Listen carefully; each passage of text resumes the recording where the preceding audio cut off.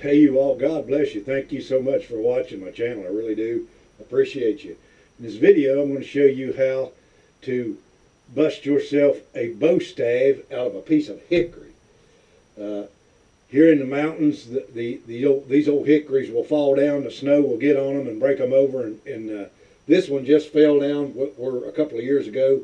Still had the roots in the ground. It was in my way, so I went ahead and just cut the thing out of the path. And I decided that I would bust a bow stave out of it. And I'm going to show you how to do that. I'm not a professional bow maker. I don't claim to be. The ones that I have made, you can see them on video there. The flat bow that I made on video. Bow making is a long process. It's a lot of work. So don't ask me to make you one. I cannot and will not make you one. Now, you know, there's a lot of people say, well, that ain't the way the Indians did it. Well, I can tell you one thing right now. Unless you've took stones and rock tools and cut down your tree with a stone tool and took stone tool, which is just plain out flint, and scraped you out a bow, you don't know how the Indians did it either. So us white people are going to take some white people tools. We're going to take wedges, all right? We're going to take an axe, a couple of sledgehammers. And of course, if you got a blacksmith shop, you can make you a special tool to start splitting them bow staves out, okay? So let's take this stuff outside after I give you a close-up of this and talk to you about that. Let's take this outside and we'll split us a couple bow staves out of that rope. Now you'll see this one's already got a crack in it where when I was cutting it, it sort of separated right there. So we're definitely going to start in that crack right there. But what part of this thing do you use for your bow? Well, you're going to use this sapwood right here. Okay, see the rings? Now you'll hear a lot of people talking about following the rings. Following the rings. Well, yeah, that's all well and good. But can you imagine taking stone tools and scraping yourself a bow out of a chunk of wood like this right here? Okay. So your sapwood is where your bow comes from. This part right here should, if possible, be taken out. And you will see in a video that I'm going to do that we will do that. Now this piece right here is about 60 inches long because I cut it that length. But you can see that knot down on the other end. I'm going to go ahead and take a chainsaw and cut that knot out of it. All right. Then we will split these bow staves out. We should be able to get at least 2 good staves out of this. This piece right here I'm concerned about. This grain has a mind of its own, okay? It's going through the tree, wherever that crook is in that tree, it's going to follow that crook all the way through there. That's one of the things that you'll hear them talking about, all right? So in other words, when you start splitting this thing, wherever that ring is where you start splitting, it's going to try its best to follow that all the way through to the end or the length of your piece of wood.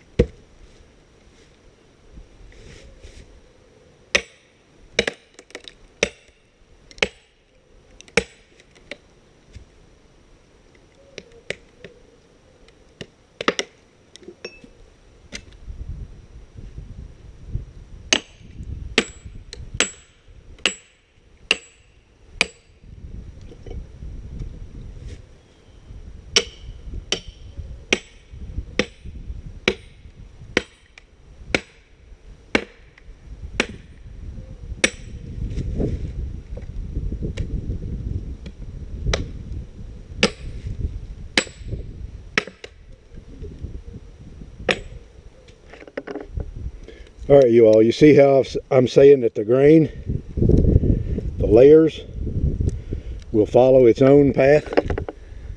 See that right there? See how it went around this curve?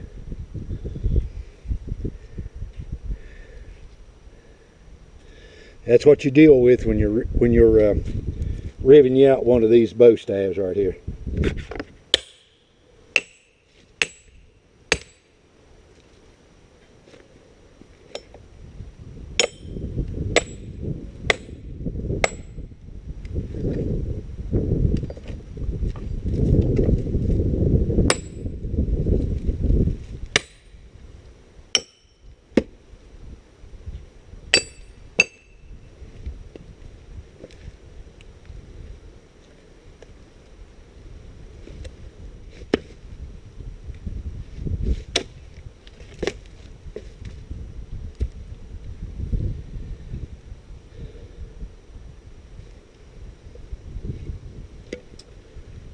Alright, you all.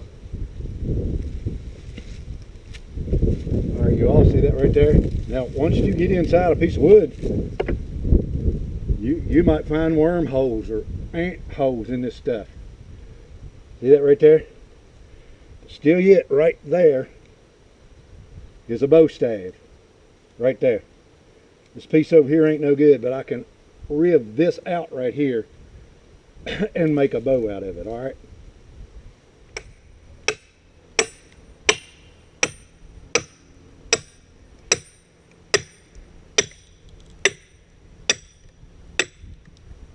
That one there will almost split all the way through, right off of the bat, you are.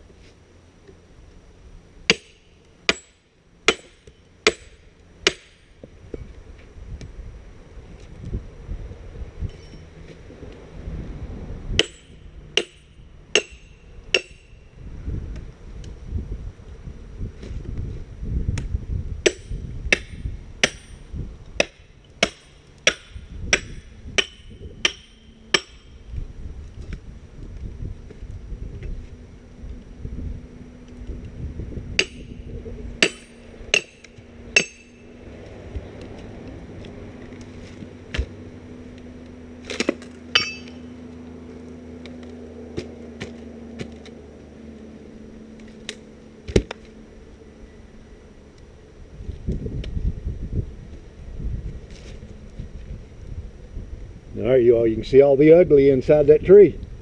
You can't necessarily see that stuff while you're just looking at it with the bark on it. There we are.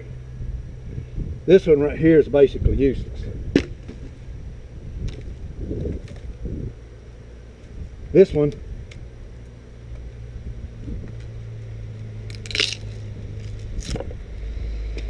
I think is going to make us a pretty nice looking bow, okay?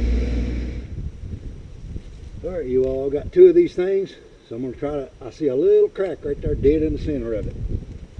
See if we can follow that crack.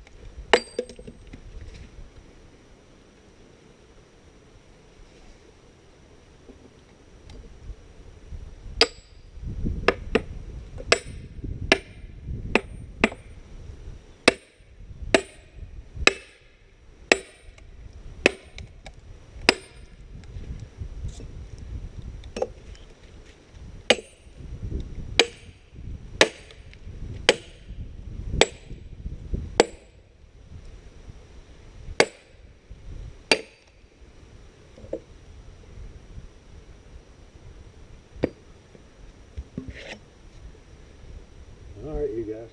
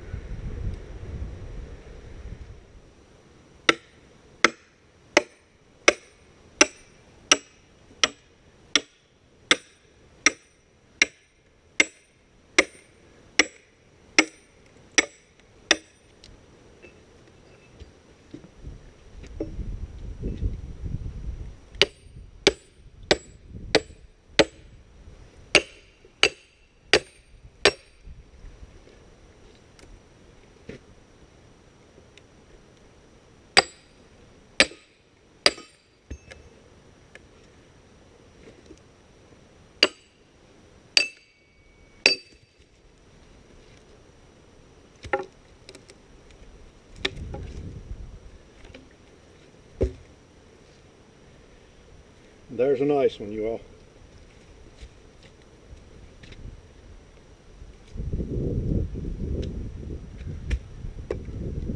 And there's another nice one.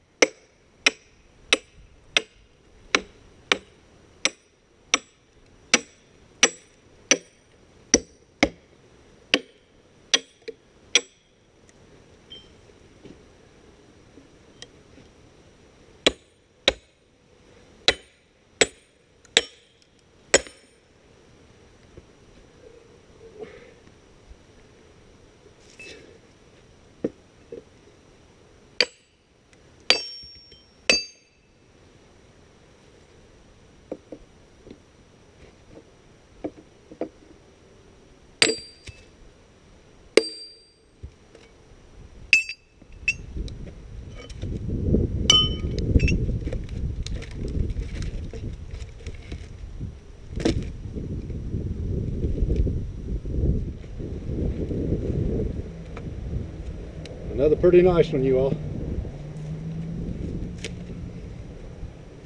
Like I say, there's your heartwood.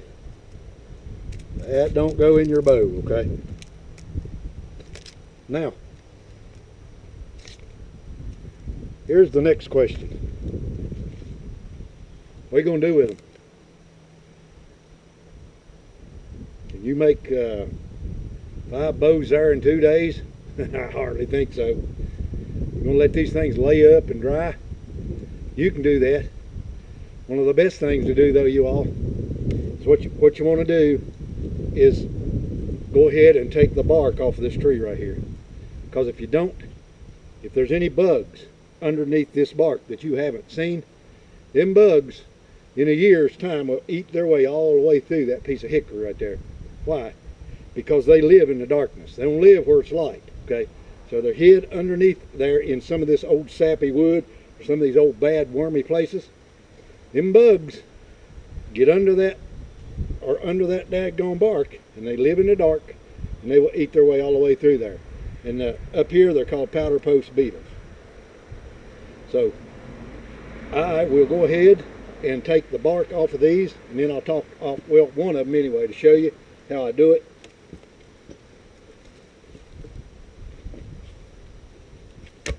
Because I know this video is getting to be just a little bit long. All right, just take yourself a chisel, just like that right there, and start that bark.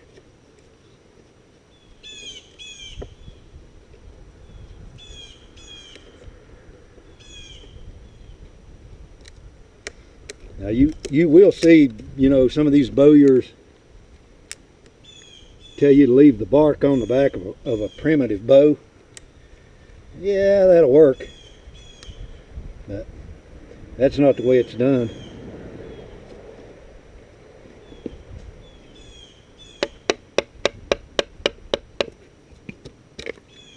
The more painstaking you are, you all, see how that slides off? The more pains you take with it, the less failures you're going to have in this stuff.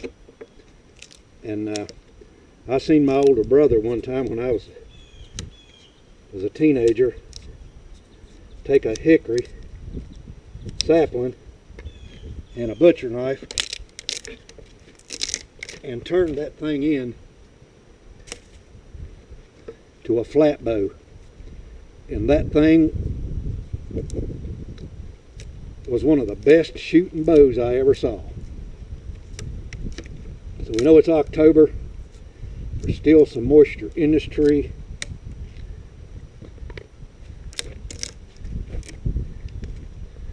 So, well, it's November, you all. Duh, Mike.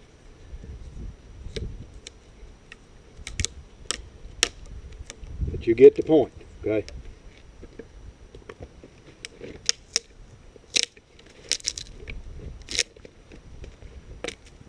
Do not cut into the back of your grain here. Cut the grain in the back of your bow.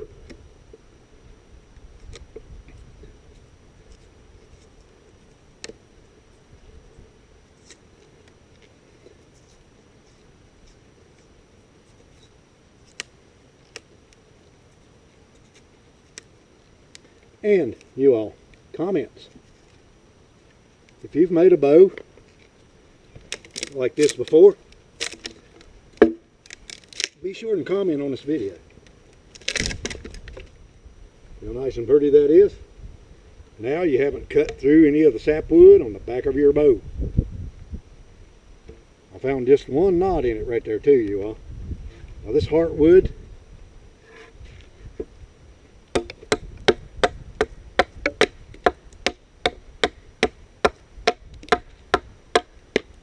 you can chop it off if you want to.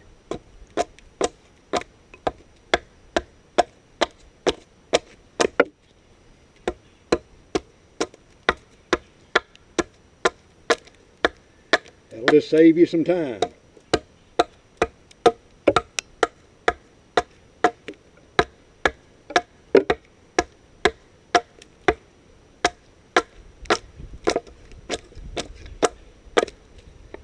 That's some of that 200-year-old metal I used the other day to make that tomahawk right there, you are. Now, you don't think that the people that was in this country before you come to it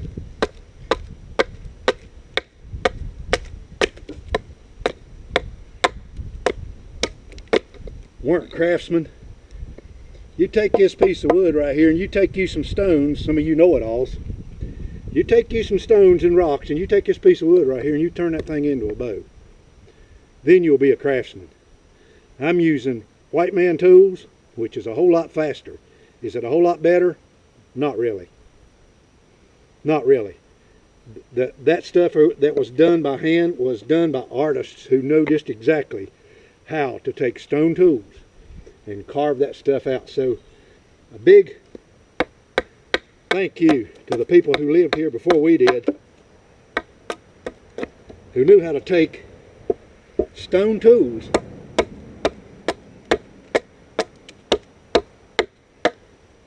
and chop them a bow stave out and turn that into a bow. Alright, let's talk about how we're going to store these things. We got the bark off of it, right? Now what we're going to do. One of the things that I learned, you all, from an old timer, and if you listen to old timers sometimes, you know, if you don't just get mad at them, if you listen to them, you can learn a lot of things that are useful for you in your life. I had to find that out the hard way, okay? So I learned to listen to the old folk. Now, if you're going to stick it up in the attic where it's hot, the thing is going to really cure out way too fast. But if you choose to do that, what you want to do is you want to turn the smile, here's the smile, you want to turn that down away from the sun, okay? Because if you turn it up with the sun, if you ever looked at the deck, that deck of yours, you'll see that all those smiles that were turned up, they're sticking up this direction. But the ones that you turn the smiles down the other way, they ain't warped. Or they ain't warped as bad. So if you're going to lay that up in the attic, put the smiles down. Alright, here's one, you all, that's been laying up in that attic of my building right there all summer long. And you can see right here, see how it cracked and split? See that? But it didn't warp. It was already crooked, but it didn't warp because I turned the actual smile of this part here down. Alright? So that right there's a hickory bow ready to be made. Plain and simple as that. And it's been in there since about March. So what I'll do, you all, is I will take the rest of this bark off of these and I'm going to set them up in a corner somewhere in my dark room and just let them dry very, very slowly and then take them out and use them. one other tip, you all, before I get done here. If you will take these things and dip the ends of them in hot beeswax or hot, good, soft paraffin, that will make the moisture that is in this piece of wood go out this direction, out of your wood. And it won't just come out this. One of the reasons it cracks so bad is because this is open right here, and the moisture wants to feed out that way. But if you'll put paraffin over the end of it and force it to come out this direction, you will not have a whole lot of cracking going on in the end of your piece of wood, like you see in that piece right over there. I learned that from an old gunsmith, you all. So anyway, you all, that's it for this video. In another video, I will show you my style of making a flat bow out of one of these staves right here. So thank you so much for watching. Hope you understood it, and I hope you will go ahead and give it a try and learn how to do some of these things, because you're probably going to need to learn how to do it.